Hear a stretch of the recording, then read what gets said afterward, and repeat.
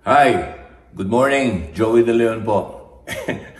Ito'y para lang matapos yung mga usap-usapan. No?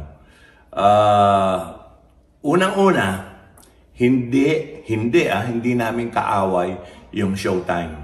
Yung Showtime, matagal na namin kapitbahay yun. Hindi na kami tinitira, hindi namin sila tinitira.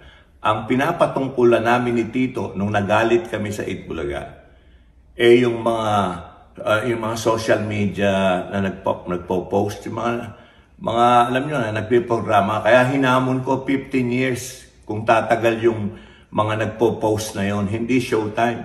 Oy, happy anniversary Showtime 15 years na nga yung Showtime. Ba't ko hahamunin yun? Mahal namin ang Showtime dahil kasabayan namin, dadalawa na lang kami. Huwag nyo kaming pagsabungin. Hindi po kami, magkakaibigan din kami.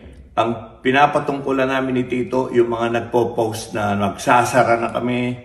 Dalawa na lang yung show, isasara pa yung isa. At yung isa, yun well, hindi naman sa pagyayabang, longest running.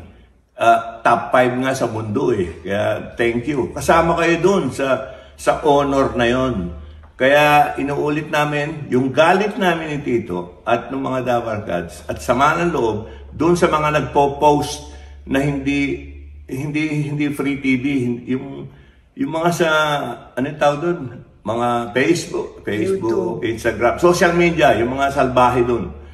Kaya para malinaw, talagang luluhod ako, di pa ako kung baka 15 years yung mga chismoso na yon, yung mga sinungaling na yon. Pero yung Showtime, we love you. Hindi namin kami magkaaway at nagtatrabaho lang kami. Yun lang yun. Okay, ganun lang kalinaw. Nililinaw ko lang kasi hahaba pa ito eh. Yung iba nilalagyan na ng kulay, pinagsasabong. Nagtatrabaho lang po kami, dalawa na lang kaming lunch shows. We love each other. Matagal na, mahigit 1 dekada na kaming magkapitbahay. So yun lang po. Inuulit ko, yung mga nagpo-post na sinungaling sa social media, yun ang mga buwisit. Yun ang mga pinapatungkulan namin. Okay.